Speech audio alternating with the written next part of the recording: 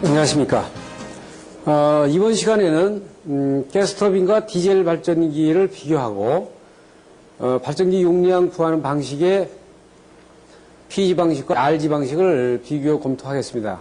그래서 2시간, 앞으로 2시간에서 3시간인데 2시간 정도에 맞춰보도록 이렇게 하겠습니다. 그래서 원칙적으로는 이게 저희들 그 학원에서 강의는 4시간 정도를 해야 강의가 좀 충분하게 되는 강의입니다. 그래서 여러분들이 그 제가 요약을 좀 해가지고 강의를 해드릴 테니까 충분하게 아주 그 강의 자료가 충실하게 가니까 여러분들이 그 내용을 가지고 저한테서 잘 들으시면 소정의 목적을 달성하지 않는가 봅니다. 지금 이 교육은 특히 그 전문대학교 학생들한테 그다음에 대학교의 그 전기 설비과나 그 관련 학과 계통 학생들한테는 상당히 유용한 강의가 될 겁니다. 왜냐하면 현장에서 어떠한 그 형태라든지 그런 감각이 상당히 그 학교의 교육이 상당히 부족하잖아요. 그래서 여기에 대한 부분들을 시청각적으로 저희들이 많이 보여주고 있기 때문에 상당히 좋은 효과가 될 거고, 여러분들이 이 테이프를 보시는 수험생이나 그렇지 않으면 일반 기사 자격증을 가신 분이나 실무에 계신 분들도 가스터빈 발전기라든지 디젤 발전기에 대한 부분을 이렇게 체계적으로 생각하는 부분들은 이 강의를 통해서 여러분들이 체계화시킬 수 있는 그런 시간이 될 겁니다. 우선 그 자료를 좀 봐주시면은 우리가 일반적인 디젤 발전기 설치도는 지금 그림과 같습니다. 그래서 보통 이런 타입이 500kVA 이하의 소용량 타입을 말하죠. 그래서 이게 라제다 타입이 있는 경우에 라제다의 쿨링 방식이 있는 경우에는 상당히 소용량 발전기로 볼 수 있어요. 그래서 이쪽에서 인테크 에어가 들어가고 몸체를 식혀준 놈이 이렇게 바깥으로 나가는 이런 형태를 이루어지는 거죠. 그래서 디젤 발전기는 소음기를 하나만 달면 큰 문제가 없고 저유조를 놔가지고 보조 탱크 놓고 이렇게 해서 엔진이 앞에 달리고 발전기가 뒤에 달리는 이런 모습을 보여주고 있는 겁니다.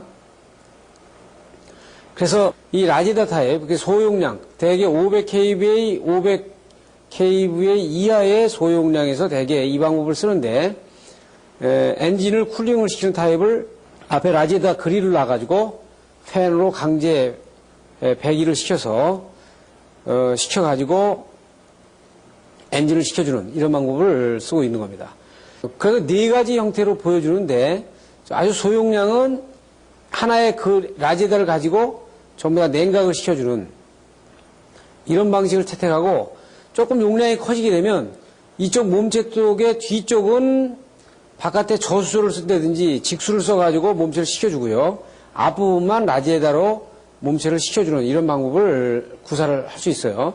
또 지금 보시는 것과 같이 라제다를 2개를 놔가지고 앞부분과 뒷부분을 이렇게 나누어서 설명할 수 있는 부분입니다.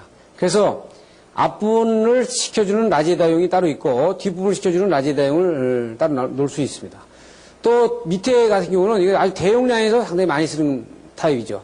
이걸 일명 히트 익스체인저 타입이라고 그러죠. 히트 익스체인저 타입이라고 그러죠. 그래서 보통 이 부분에 대한 부분이 만약에 그릴이 이 저수조가 상당히 클 경우에는 이 앞에 라제다를 생략을 하죠.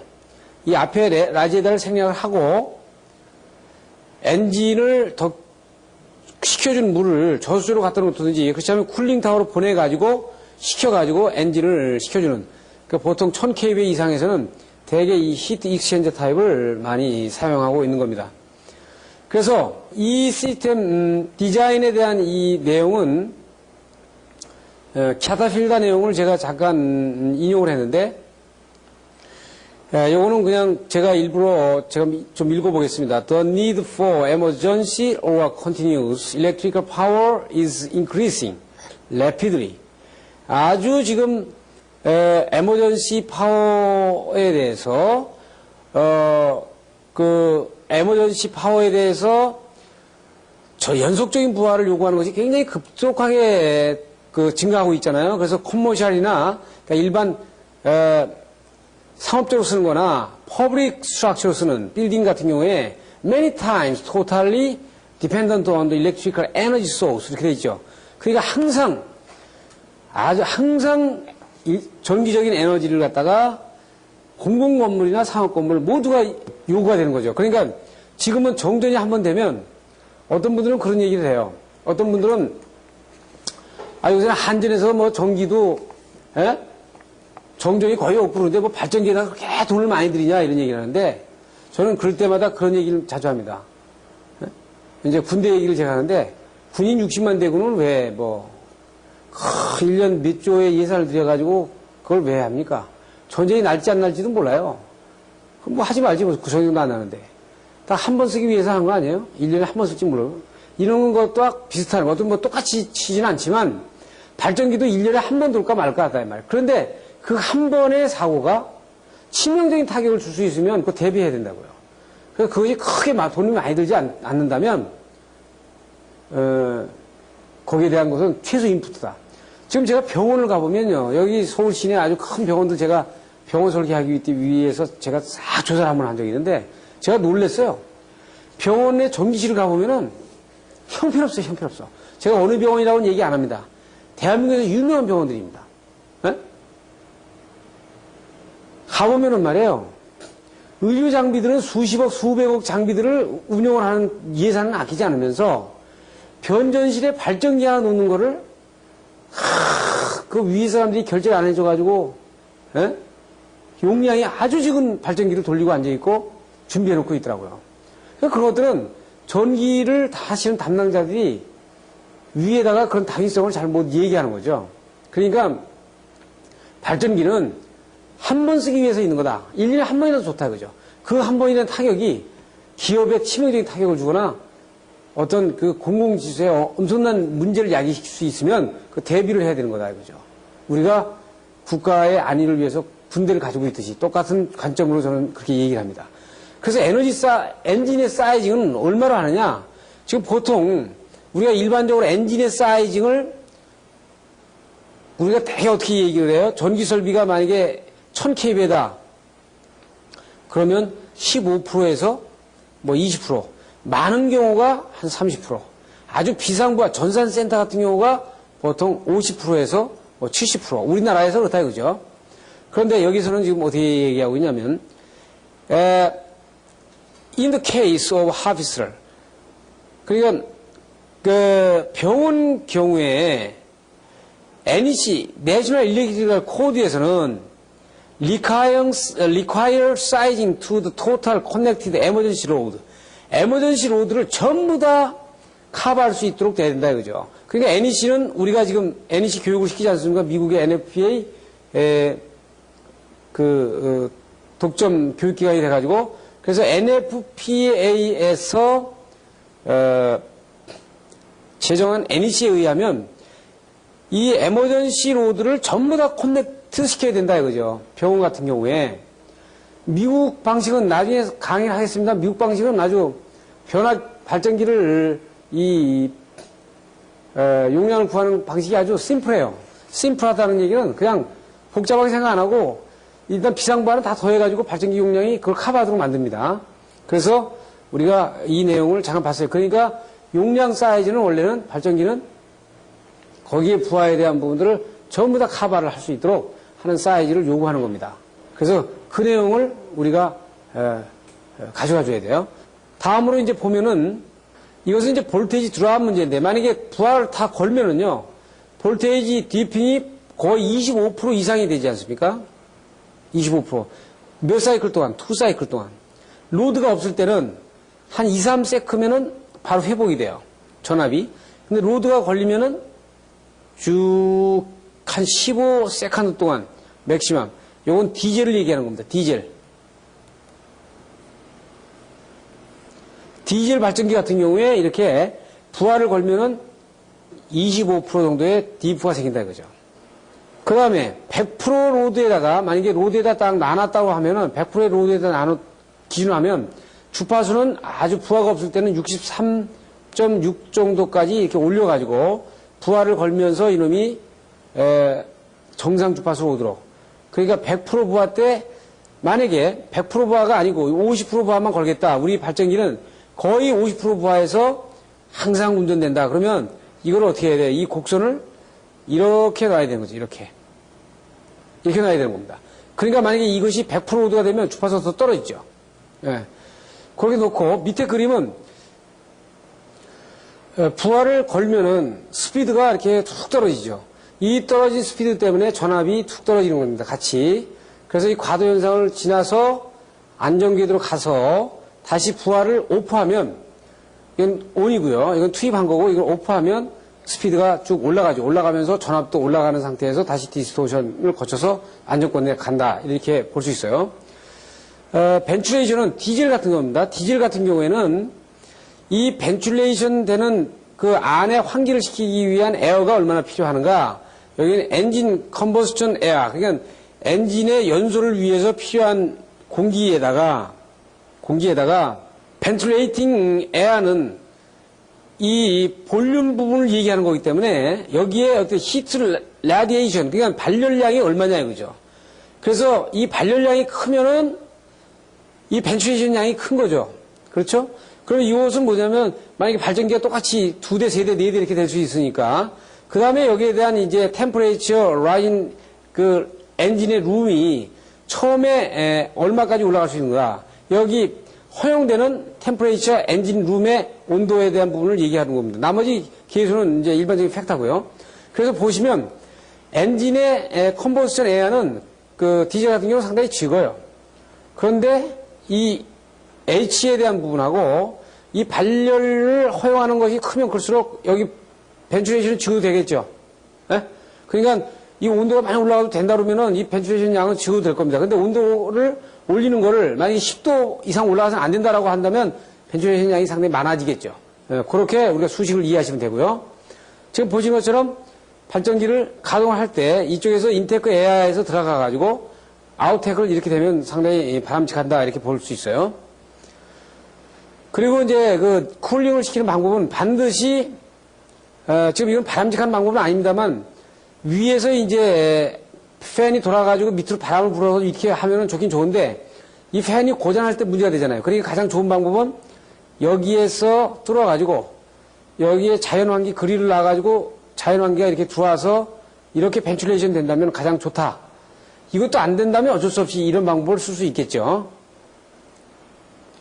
그래서 그걸 옆에서 본 부분입니다. 에어가 밑으로 나와가지고 몸체를 식혀준 다음에 위 그릴로 이렇게 나가는 것이 가장 좋겠다 하는 겁니다. 또 이제 차선의 방법은 인테크 에어를 옆으로 놓고 그릴을 유도를 시켜가지고 중간에서 이 허리를 쏘도록 만들어가지고 몸체를 식혀서 이렇게 나가는 것이 그 다음에 차선의 방법으로 볼 수 있고요. 이것도 안 된다 그러면 인테크 에어를 상부로 가져와가지고 가운데에서 강제로 밀어 넣어가지고 이 몸체를 식혀줘서 이렇게 나가도록 하는 방법을 구사할 수 있습니다. 가장 나쁜 것은 incorrect, 바람직하지 않은 거죠. 잘못된 것은 엔진에서 이렇게 발열이 나는데 인테크 에어 여기 있어가지고 이렇게 나오면 바람이 이렇게 그냥 바로 나와버리기 때문에 여기에 대한 냉각의 효과가 상당히 적다 이렇게 볼 수 있습니다. 그래서 이것은 이제 그림은 여러분 잘 안 보이시지만 두 개를 같이 밀어 넣어가지고 만약에 이쪽으로다가 만약에 나가는 그릴이 있어요. 이쪽으로 나가는 그릴이 있다고 해요. 그래서 이렇게 밀어 넣는단 말이에요. 이렇게 바람을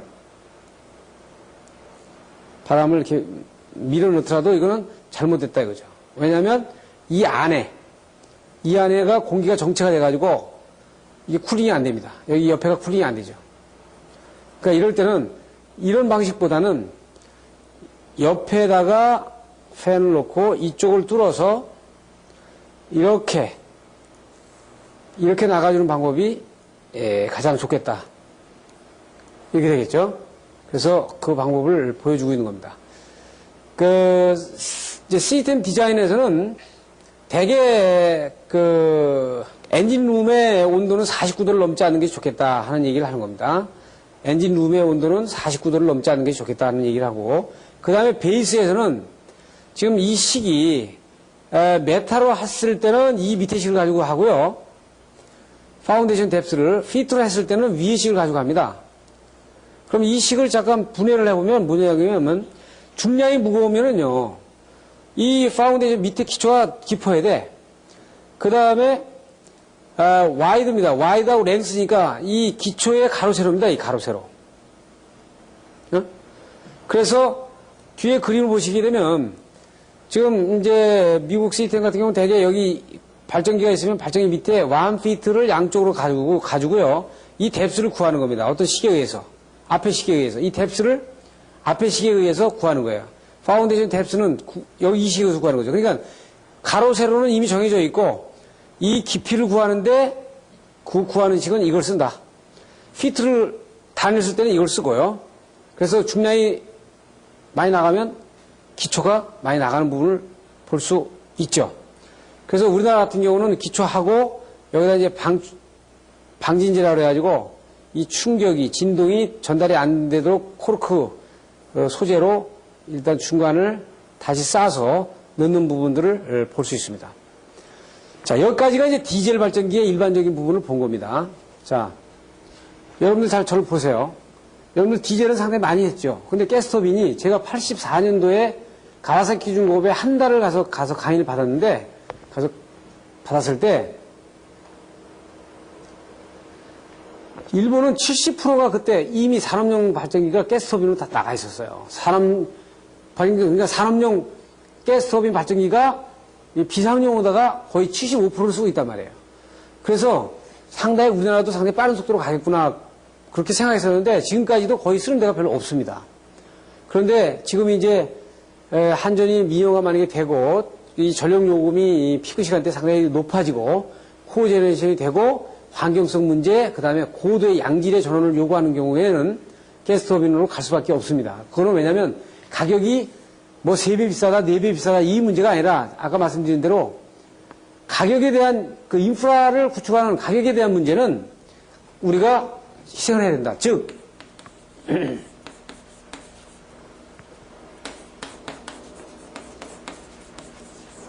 인프라스트럭처가 기간 산업 아니에요? 기간. 영종도 공항 해가지고 앞에 길 내고 말이죠. 이 돈 엄청 들어가잖아요. 근데 이거 왜 해요? 돈 들어가는데. 이 인프라거든요, 인프라. 에?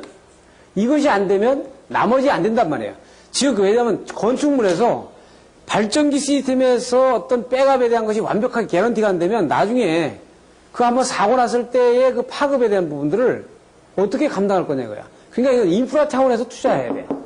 그래서 앞으로는 저는 그렇게 얘기합니다. 디젤 발전기 시대는 이미 이제 갔다. 그러니까 이거를 가스터빈 발전기로 아주 저기한 상황이 아닌 상황에서는 가스터빈 발전기로 가야 되지 않냐 이렇게 저는 보는 겁니다. 일본이 그렇게 가는 이유는 가스터빈 발전기 산업은 비상발전기뿐만이 아니라 항공산업의 발전에 밑거름이 되기 때문에 국가적인 차원에서도 상당히 고려를 해야 되고 이 문제는 왜냐하면 발전기 비행기 엔진을 만들어가지고 얼마나 엄청난 투자를 해야 되는 항공산업이 밑거름이 되겠어요. 그러니까 산업용 발전기를 많이 우리가 써주고 그 부분을 가지고 최소 이익을 내면서 그 비행기 항공 산업에 대한 인풋들을 할 수 있는 그런 재원을 마련해야 되지 않느냐. 이것이 일본의 전략입니다. 그럼 일본의 전략이 맞다면 우리도 그 부분을 가야 되지 않냐 이렇게 봐요. 몇몇 지금 이제 삼성에서 지금 예전에 삼성항공이었습니다만 삼성항공에서 산업용 가스터빈을 제가 만들어내는 걸로 이제 알고 있습니다. 그러니까 그 국내에서 메인테넌스 문제든지 이런 문제들이 없잖아요. 그렇기 때문에 이런 부분들은 점진적으로 우리 기술자들이 의식을 바꿔가지고 생각을 해줘야 돼요. 그래서 이 강의를 통해 가지고 여러분들이 이 발전기에 대한 가스터빈 발전기가 어떻게 유용한지 어떤 부분에서 디젤 발전기하고의 차이가 있는지 이런 부분들을 잘 보시면서 그 생각을 기존에 가지고 있던 생각을 바꿔줄 수 있다면 아주 상당히 좋은 기회가 될 겁니다. 대개 기술자들은 어떤 약점이 있냐면 자기가 안 해본 거는 못해요.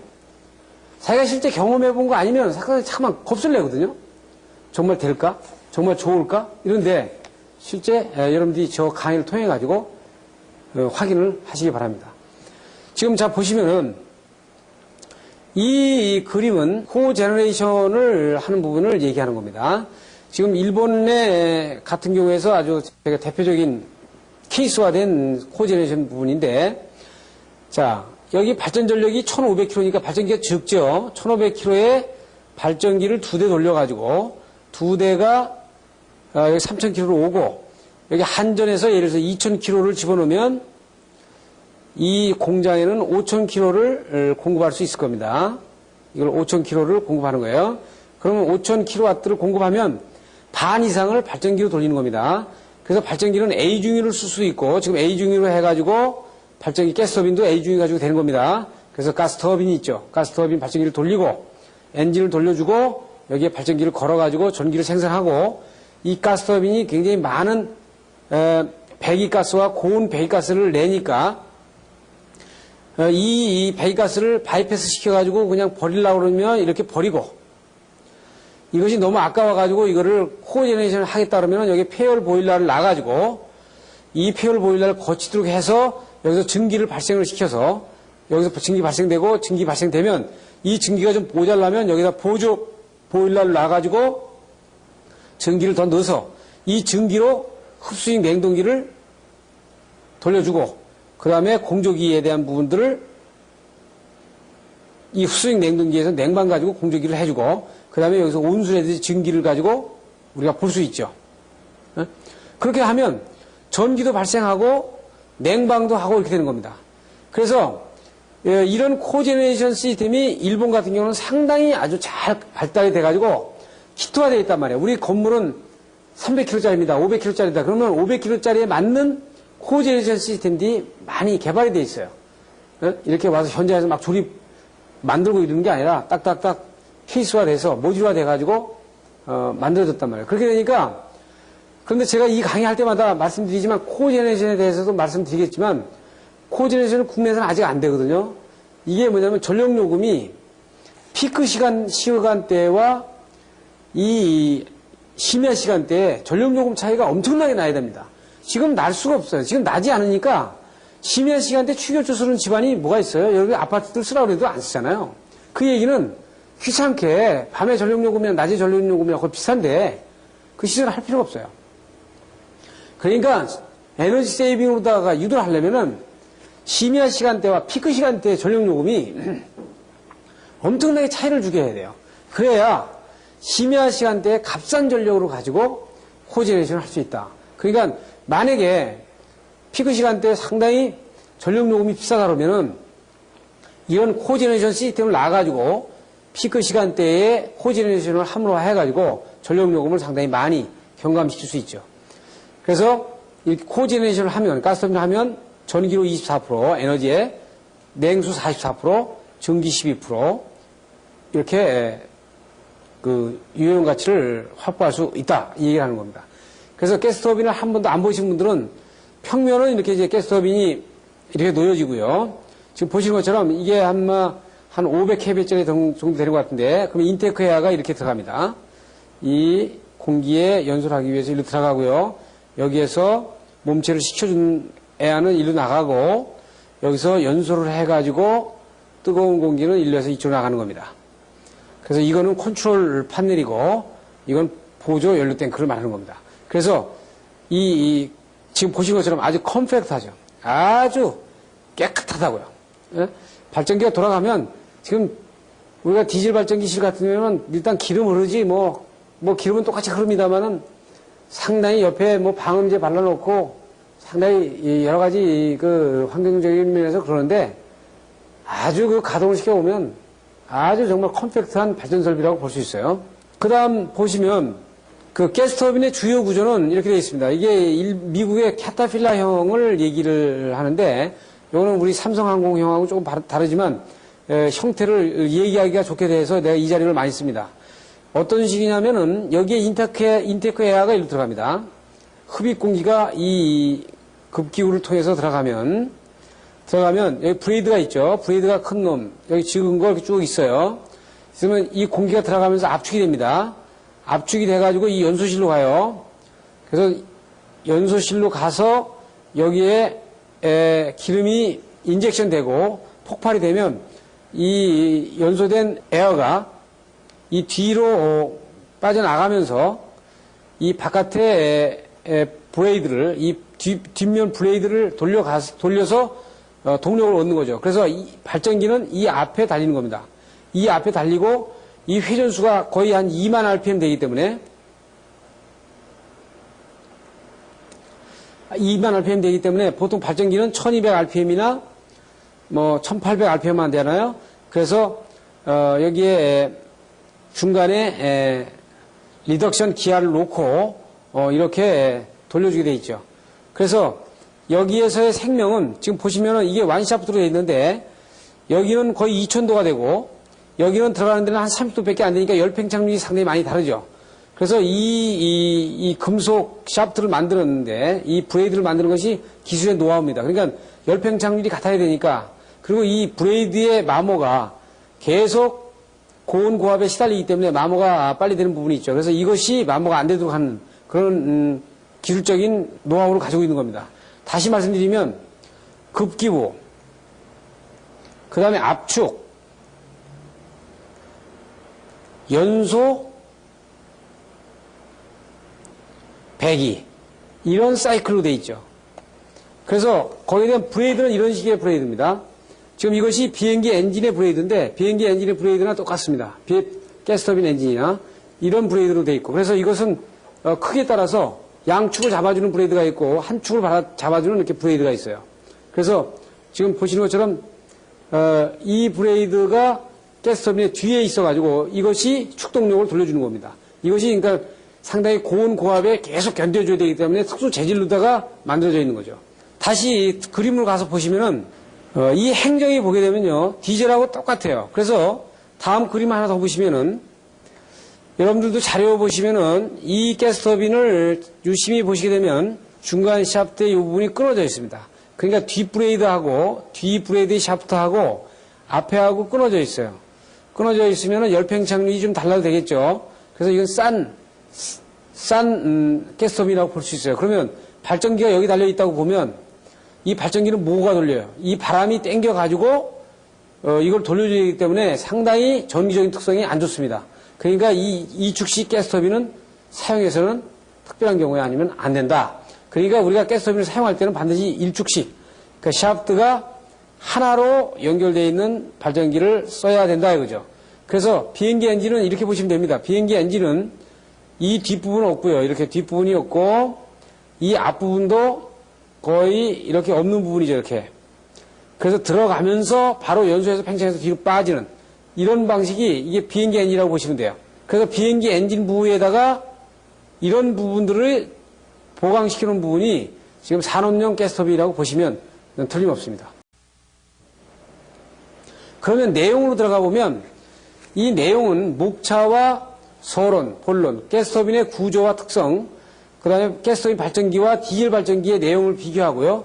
발전기의 선택 시 우리가 고려사항하고 가스터빈을 설계할 때 우리가 반드시 검사해야 될 사항을 가지고 얘기를 하겠습니다. 지금 서론에 보면 지금 현대 건물은 거의 이제 아주 일반적인 건물 말고는 이제 인텔리전트화 한단 말이죠. 그리고 이 인텔리전트화 하라는 건 사무의 오해화죠. 거의 요새는 뭐 one person, one PC 이렇게 됐잖아요. 그리고 이 건물에 대한 소재, 기능 이런 부분들이 상당히 정보화 하다 보니까 옛날에는 뭐 정전이 되게 되면 불 몇 개만 들어오면 되고 잠깐 일을 끊고 쉬었으면 됐지만 지금은 정전이 되든 안 되든 똑같은 상태로다가 밀고 나가야 되는 부분이 있기 때문에 건물에 대한 비상전원이 단순 정전 대비가 아니라 전원 공급을 항상 공급할 수 있는 부전원 개념으로 발전하고 있다 이거죠. 그래서 디젤형 발전기의 한계에 따른 가스터빈형 발전기가 상당히 수요가 예상이 증가되리라고 보는 겁니다. 이건 20세기에서는 벌써 이미 우리는 때 늦은 감이 있어요. 좀 늦은 감이 있다 이거죠. 그래서 가스터빈형 발전기 특징은 앞으로 보시겠지만 컴팩트하고 소음이 적고 저진동에다가 가볍고 양질의 전원을 공급한다는 특징이 있기 때문에 뭐 그렇다 단점이 전혀 없는 건 아니에요. 단점이 뭐 연료 소비율이 좀 많은 문제, 이런 문제가 있지만, 옛날에는 또 국내에서 제작이 안 됐으니까 전부 다 수입을 해와야 되는 문제가 있지만, 지금은 이제 그런 문제 다 해결됐거든요. 또, 그래서 이런 부분들을 이제 검토하면서 앞으로의 방향을 제시하는 이런 부분으로다가 저희들이 강의를 하겠습니다. 가스터빈의 구조와 특징이 있어요. 그래서 기본 구성 요소는 압축기하고 연소기하고 터빈 세 부로 나눠져 있고요. 특징으로는 이제 우리가 작동 원리, 고온 고압 배기가스를 배출하는 거, 간단한 구조와 경량, 연료와 연소 및 연료 소비율, 전기적인 부하 투입 특성 문제, 그 엔진의 소음 문제, 냉각 방식 문제, 이런 문제들이 여기에 이제 해당이 되는 겁니다. 그래서 이걸 가지고 제가 강의를 집중적으로 여러분들한테 해드려요. 이제 급기 에아를 받아가지고 압축하는 과정입니다. 그러니까 에아가 들어가면 이것을 일단은 압축을 해가지고 이 연소실로 보내기 때문에요. 여기에는 많은 브레이드로 구성이 되어 있고, 그 최고 풍량의 속도는 500에서 500cc/m 정도 되는 풍량을 가지고 있습니다. 지금 이런 타입은, 이건 가와사키 타입인데, 지금 삼성항공이 이런 타입을 가지고 있어요. 고배도 이런 타입이고, 그러니까 연소기가 옆으로다가 뉘어져서 있는 것이 아니고 수직으로 다 서 있는 연소기를 가지고 있는 겁니다. 그래서 이 중간에 안에와 바깥이 온도 차이가 굉장히 크니까 이중구조로 해가지고, 이거는 점화기입니다, 점화기. 여기서 인젝션을 해주고, 연료기를 인젝션을 해주고, 여기에 점화기가 하나 들어가가지고 여기서 터트려주죠. 그럼 이 안에서 연소를 해가지고 뒤로 밀어주는 겁니다. 여기서 에어가 들어가고, 그러니까 여기 에어가 들어가니까 자연히 여기 냉각이 돼가지고 이 외부통 온도가 뜨겁지 않죠. 여기서 들어가면서 에어가 들어가면서 연소를 필요한 에어가 들어가면서 냉각을 시켜주기 때문에 이 외부통이 뜨겁지 않아요. 그래서 컵입 공기를 연소 분사하기 때문에 고온 고압 기체의 생성 장치로 이렇게 얘기되고요. 그 브레이드는 아까 보여드린 것처럼 이렇게 티타늄 구조로 되어 있는데, 되게 터빈 브레이드가 티타늄 구조로 돼가지고 이분이 이제 수명이 다 되면은 이걸 쫙 이렇게 넣는 겁니다. 그래서 빼가지고 이 브레이드를 빼가지고 갈아 끼는 거죠. 그래서 이런 브레이드가 지금 이렇게 구성이 되어 있는 부분을 지금 보면 터빈과 노즐되어 있는 부분이에요. 이거 되게 티타늄, 알루미늄, 니켈 등의 합금으로 해가지고 주조된 노즐을 사용한다. 열팽창률이 낮아야 되고 고회전이나 고압에서 마모율이 상당히 적어야 되죠. 그래서 옆으로 보면 공기가 들어가서 압축이 되고 여기서 연소를 해가지고 뒤로 밀어내면서 이쪽 뒷 브레이드를 돌려주는 겁니다. 그래서 디젤 발전기하고 보면 급기, 압축 팽창, 배기 같아요. 사행정인데. 근데 뭐 다르냐면 이것은 위아래 상하 운동이라든지 옆에 일단 상하 운동에 축을 갖기 때문에 이거는 맥동이거든요. 맥동이라고요. 그냥 쿵쾅쿵쾅 되는 거죠. 그런데 가스터빈 발전기는 베어링으로다만 연결되어 있지 이게 맥동이 아니고 연속 회전 사행정이기 때문에 소음이 다르죠. 그 디젤 발전기는 어떻게 보면 쿵쾅쿵쾅 하는 그런 소음을 낸다고 보면 가스터빈은 비행기 돌아가는 엔진 돌아가는 쉐 이런 소리가 난다는 얘기예요. 그래서 이 작동 원리는 그 똑같은 행정을 가지고 있습니다.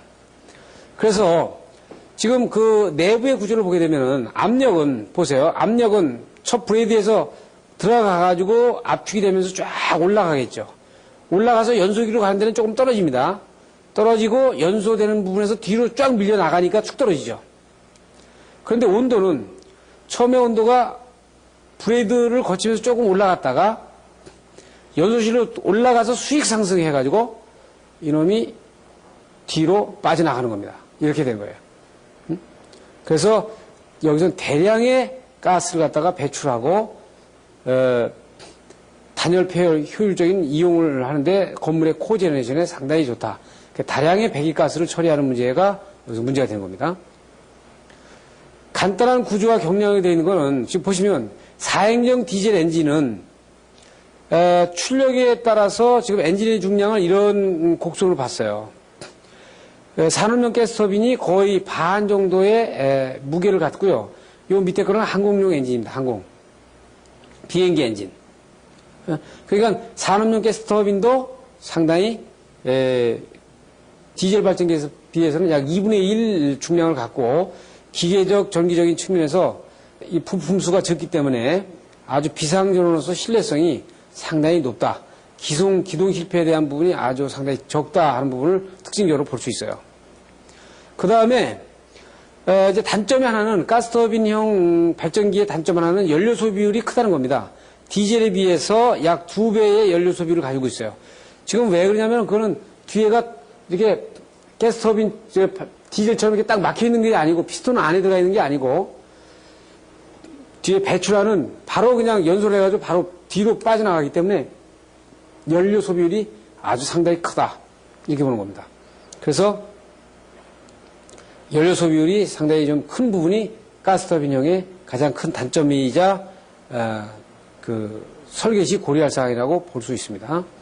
또 가스터빈의 가장 좋은 부분은 일단 발전기는 전압 안정도가 좋아야 되는데 가스터빈 같은 경우는요. 전원이 투입되거나 투입됐을 때나 빠졌을 때나 거의 변동이 없어요. 그 디스토션이 없는 거죠. 그래서 일축식 가스터빈은 이 전기의 주파수 특성이나 그 전압 특성이 아주 좋습니다. 그 디젤은 이렇게 푹 떨어지지 않습니까? 그러니까 아까 이축식 같은 경우 이축식 가스터빈은 더 떨어지죠. 그러니까 이축식 가스터빈은 쓰면 안 된다는 거예요. 어떻게 디젤보다도 못해요. 전기적인 특성이. 그렇지만 일축식 가스터빈은 아주 상황이 그 상태가 아주 전압이라든지 주파수의 특성이 아주 좋기 때문에 상당히 그 전기적인 측면에서 양질의 전원을 요구하는 곳은 전부 다 가스터빈을 써야 된다. 즉 전산센터, 지금 예를 들어서 전산센터, 그 초고층 빌딩, 또 지금 앞에서 얘기한 초대형 병원, 그리고 중요 경기가 열리는 국제적인 그 경기장 같은 경우, 이게 왜냐면은 왜 일본이 이걸 많이 쓰냐면은 그 우리는 조금 이제 뉘앙스가 좀 달라고 보완을 해줘야 될 부분이지만 우리나라 이제 그 88 잠실 올림픽 경기장 같은 경우 주요 경기만 할 때만 경기를 하고 경기장을 다 꺼놓잖아요. 그 사람이 아무도 없잖아요. 그러면 경기장을 허용하는 가치가 상당히 떨어진다고요. 그죠? 그렇게 하기 위해서 거기다 발전기를 설치하고 막 변전시를 설치하고 그러면 다 낭비단 말이에요. 그게. 그러니까 일반 우리 한국 사람들은 그렇게 생각하는 거예요. 근데 그 일본 애들은 어떻게 하냐면 그 경기장을 시민들한테 돌려줘. 그러니까 경기장을 처음에 설계할 때 그 밑에를 전부 다 지하를 수영장 1년 365일 가동할 수 있는 그 시민을 위한 공간을 만들어요. 그래가지고 그 경기장이 1년 365일 풀 가동하는 겁니다. 가동하고 메인 경기는 경기대로 하고 그러니까 경기장의 시설을 갖다가 상당히 아주 효용있게 쓸 수 있는데 이건 1년에 경기할 때만 몇 번 쓰고 나머지는 경기장을 다 꺼놓고 이렇게 있으면 거기 근무하는 인력이나 그 장비나 모든 시설문에서 상당히 아주 불이익한 거죠. 우리는 경기장을 만들 때 이 부분을 생각을 해야 돼요. 그래서 그 부분 밑에다가 시민을 위한 공간에 대한 그 운동시설을 만들어 놓고 그거를 아주 염가로 주변 시민들에게 공개를 하고 평상시에 또 메인 경기는 메인 경기대로 하고 이렇게 활용하기 때문에 국제 경기장에 가스터빈을 발전기를 많이 쓴다. 이게 볼 수 있습니다. 또 잡음에 대해서는 보면 디젤이나 가스터빈이나 잡음에 대한 원음은 거의 비슷하죠. 가스터빈이 고 헬스의 원음은 오히려 더 큰데 이 가스터빈은 패킹을 하게 되면 이 그 소음에 대한 dB를 엄청나게 줄일 수가 있는 부분이 있어요. 예? 그렇기 때문에 거의 2000kg 두 세트를 가동을 시켜가지고 이렇게 상호 이 얘기를 해도 전혀 문제가 없을 정도의 그 소음을 줄일 수 있는 그런 장점을 가지고 있습니다. 이것이 왜 소음이 줄어드냐면 연속 회전이기 때문에 고속 연속 회전이기 때문에 탕탕탕탕 이렇게 두둥기는 그 진동은 이 진동을 막기가 상당히 어렵죠. 그런데 연속 회전의 진동이기 때문에 이걸 패킹만 하면 다 차단이 된다는 얘기입니다. 그래서 앞에서 본 것처럼 냉각 방식은 이렇게 몸체를 냉각시켜준 것과 연소를 냉각한 것이 따로 가는 방법이 있고요. 두 개를 같이 합쳐서 같은 연소기로 가는 방법, 이렇게 두 가지로 볼 수 있어요. 가스터빈형과 디젤 발전기를 비교해보면 작동 원리는 거의 같은데 여기 연속 회전이고 여기는 맥동이고 출력 특성은 온도의 영향을 많이 받아요. 이건 뒤에서 얘기할 겁니다. 주의 조건에 별 관계가 없어요. 이건 경부하에 큰 문제가 없고, 이거 경부하에는 상당히 문제가 있죠. 진동에는 이거 상당히 진동 방지를 해야 되고, 이거 진동 방지가 필요 없습니다. 소음 패킹하면 줄일 수 있고, 이거 소음이 상당히 크죠. 105dB에서 115dB. 부품수가 많아. 체격이 크고, 이거 부품수가 적고 아주 컴팩트합니다. 냉각수 필요 없어요. 냉각수 반드시 필요하죠. 몸체 가격이 1.5배에서 4배. 이게 고가인 게 하나, 단점의 하나입니다. 연료 소비율 또 크죠. 보통 2배 정도 된다 이거죠. 2배. 사용 연료는 이 LNG 천연가스까지 아주 이 가스터빈이 사용 연료의 종류가 다양합니다. 전기적인 특성에서는 지금 보시는 것처럼 주파수 특성이나 과도전압, 전압 변동 이 부분이 아주 상당히 좋아요. 그 과도전압 특성이 이게 디젤 발전기가 많이 떨어지는 부분을 볼 수 있고요. 완샤프트 같은 경우에 부하 투입을 100% 부하 투입이 가능하다 이거야. 가스터빈이 좋은 게 그겁니다. 그래서 제작 공급 불가가 이게 이제 아니죠. 이거는 가능하다 이제 가능. 이제 국내 제작에서 국내 제작이 가능하다. 지금 현재는 삼성에서 이걸 제작을 해서 공급을 합니다. 그래서 이 국내 현재 국내 오버홀도 이게 불가가 아니라 가능하죠 이게. 예, 이렇게 되는 겁니다. 그래서 이 부분에 대한 그 단점이 상당히 많이 보완된 부분입니다. 그리고 이제 그 기종 선택할 때 검사할 사항은 디젤 발전기 같은 경우는 비상전원의 사용 빈도가 아주 적고 중요도가 적은 장소, 냉각수 확보가 용이한 장소, 장시간 발전을 해야 되는 장소, 초기 코스트를 좀 낮춰야 되는 장소. 어떤 데겠어요? 아파트. 아주 고급 아파트는 또 좀 생각을 다시 해봐야 돼. 고급 아파트 같은 경우는 아마 고급 아파트 정전돼가지고 불 하나 들어오면 막 난리 날 겁니다. 요새 상당히 고급 아파트들 많잖아요. 이것도 이제 보통 일반적인 아파트를 얘기하는 거고, 가스터빈은 아주 비상 의존도가 높고 양질의 서비스를 요구하는 부하나 건물을 모더나이제이션 할 때, 건물 구조를 나눠놓고 싹 바꿔가지고 다시 쓸 때, 그리고 뭐가 있어요? 냉각수 확보가 아주 어렵고 진동 방지용 별도의 기초가 어려운 건축물, 열병합을 해야 될 때, 배기가스로 공해 문제될 때, 이럴 때, 그러니까 보통 제가 이 말씀을 드린 거는 초고층, 병원, 전산센터,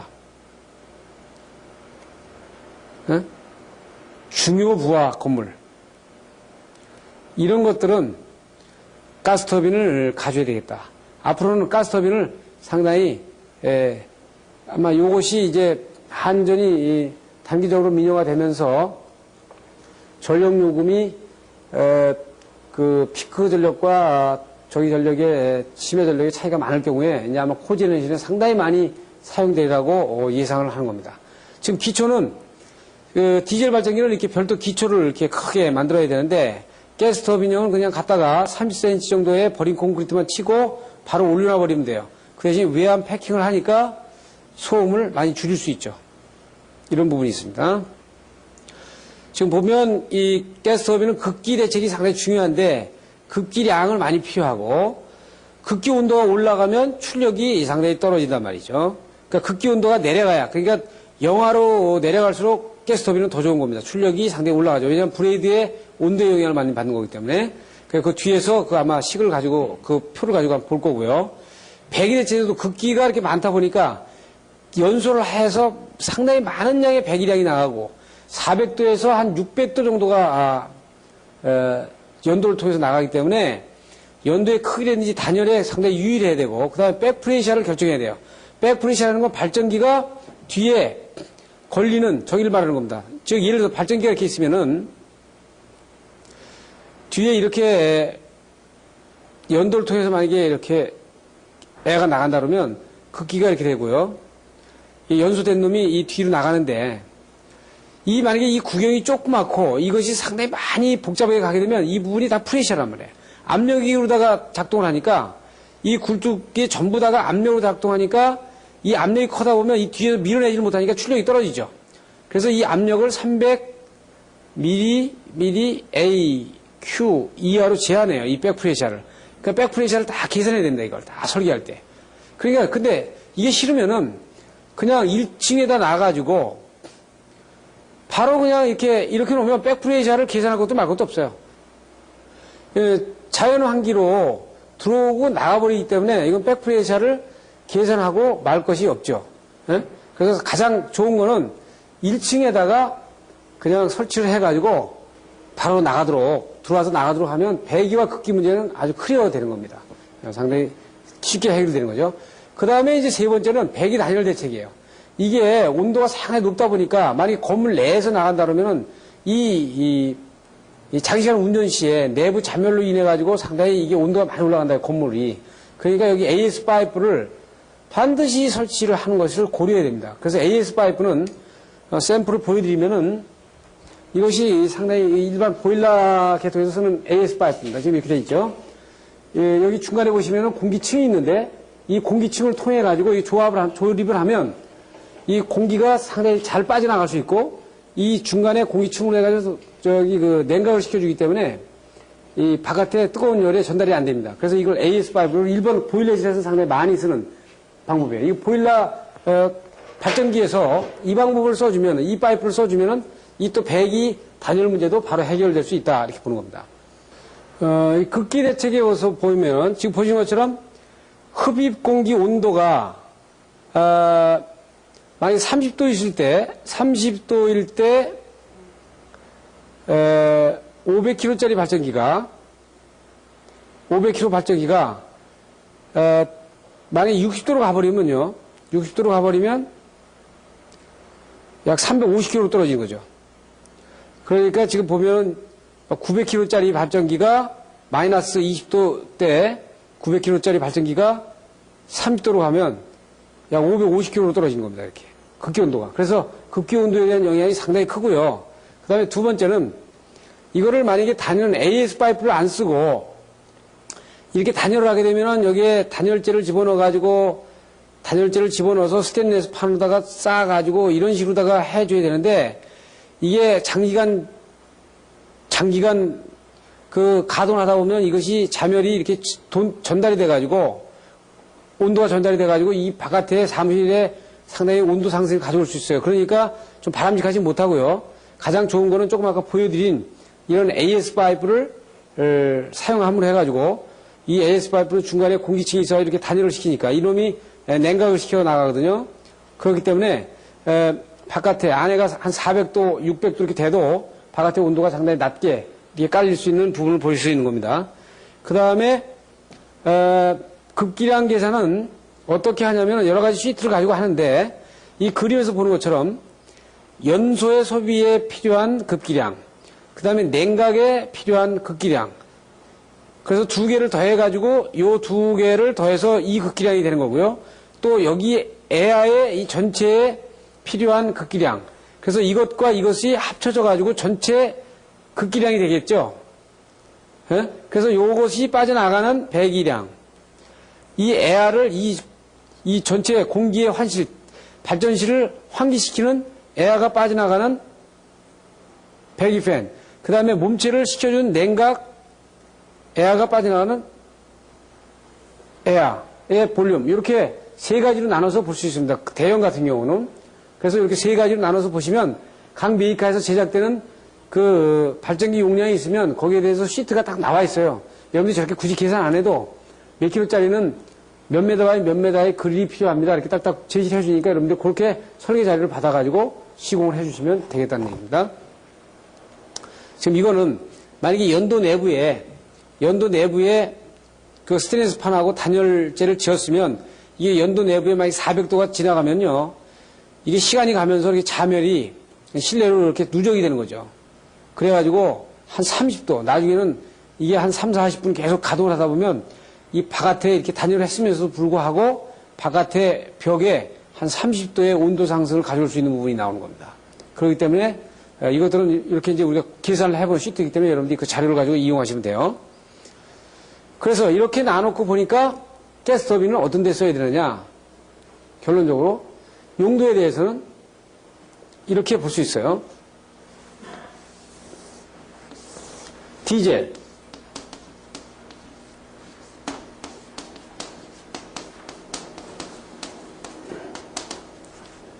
이 건물 용도는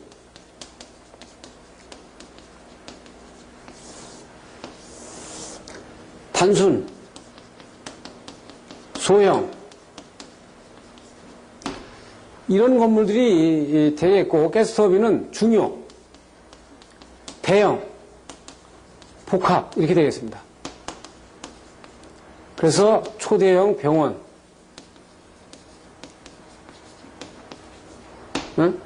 전산센터, 초고층, 주요 건물, 이렇게 되어 있죠. 그래서 이 장점은, 아주 특이한 장점은 저렴,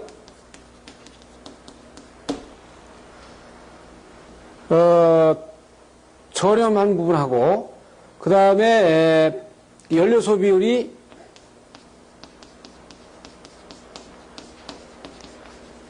낮은 장점이 있죠. 이거는 전기적인 특성이 아주 좋고, 미려하고, 경량이고, 전원의 안정도가 좋고,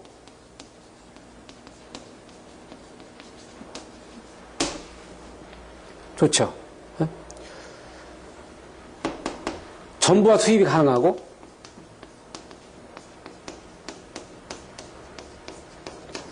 그래서 단점으로는 고장률이 크고, 이 환경 문제, 전원의 안정도가 떨어지죠. 안정도가 좀 떨어지는 문제가 있고, 이 가스터빈은 고가이고, 그렇죠. 고가이고 연료 소비율이 크다.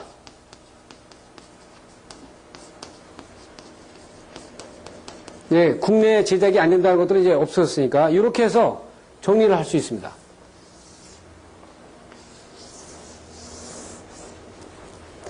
그래서 앞으로 정책적인 부분에서 이 가스터빈을 우리가 검토를 많이 해줘야 그 환경 문제에서부터 전원의 안정도를 가져가는 문제에서부터 양질의 전원을 품질을 확보하는 문제. 그러니까 여러분들 제가 경험한 바로는 2000kVA 이 가스터빈 발전기가 발전기 샤프트를 연결해 놓고 손으로 사람이 돌려도 이 샤프트가 돌아갈 정도예요. 그냥 서 있는 상태에서. 여러분 생각해 보세요. 100kg짜리라도 돌리면 샤프트 돌아갑니까? 그러니까 그런 만큼 유연하니까 배터리가 상당히 좀 상태가 나쁘더라도 이 스타팅을 하는데 전혀 문제가 없어요. 근데 디젤 발전기는 몸체를 항상 데워줘야 되고, 겨울 같은 경우에 배터리 상태가 상당히 좋아야 되죠. 그래야 발전기가 들어가는데 상당히 문제가 없다 이거죠. 그러니까 그런 것들은 장단점. 그래서 또 디젤 발전기를 그러면 전부 다 못 쓰냐, 그럴 게 아니고, 디젤 발전기 용도는 소량의 소규모의 이동용에도 좋고, 그 다음에 간단한 부하들, 초기 투자비가 저렴하게 먹혀야 되는 부분들은 아주 그 나름대로 또 용도가 아주 다양합니다. 그리고 지금까지 디젤 발전기를 상당히 많이 선호해서 썼던 것이 사실이기 때문에 너무나도 잘 알아요. 그 부분에서. 그래서 이런 부분에서는 우리가 가스터빈 발전기를 좀 더 적극적인 방향에서 검토를 해가지고 우리가 연구를 해봐야 되지 않느냐 이런 얘기입니다. 그래서 이번 시간에는 가스터빈과 디젤을 이렇게 비교해서 본 것으로다가 제 강의 내용이 정리가 되겠습니다. 그래서 다음 시간에는 이제 디젤과 가스터빈에 모두 다 해당이 되는 얘기인데, 발전기의 용량을 구하는 방식의 PG 방식과 RG 방식, 그리고 미국 방식을 비교를 해가지고 세 개를 같이 강의를 하면서 비교하면서 우리가 어떤 부분을 어떻게 선택할 것인지를 우리가 생각을 해보겠습니다.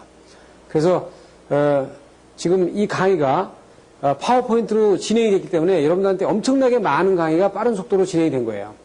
지금 보시는 것처럼 화면에 보시면은 이제 정리를 하셔야 되는데, 우리가 이제 디젤을 많이 썼기 때문에 가스터빈을 주로 제가 관점을 가지고 설명하는 겁니다. 지금 만약에 이 발전 설비가 옥상에 놓였다고 보세요. 옥상에 그냥 놓였다고 보시면 되겠어요. 그럼 이게 방수형으로다가 놓였으면은 이 위에 천장이 필요 없거든요. 그러면 이 벽이 없는 겁니다. 자, 어떤 장점이 있냐면, 첫째, 냉각수 필요 없죠. 필요 없고, 연료는 LNG나 LPG 가스 가지고 되죠. 그 다음에 세 번째, 별도 기초가 필요 없으니까,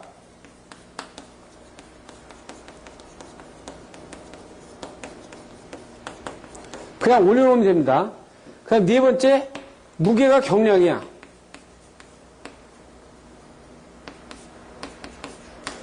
경량이니까 이 하중을 받을 일이 없어요. 하중에 문제 없음. 그러니까 어떤 빌딩에 발전실이 적다 이거야. 그래서 지하실은 못 들어가야 돼요. 그런 경우에는 바로 그냥 올려다가 옥상에다가 놓게 되면 바로 처리가 바로 돼버리는 이런 상황입니다. 이런 장점을 가지고 있어요. 그래서 여러분들이 이런 가스터빈의 발전기에 대해서 이번 시간에 아주 구체적으로 잘 많은 그 자료를 가지고 검토해 봤습니다. 감사합니다.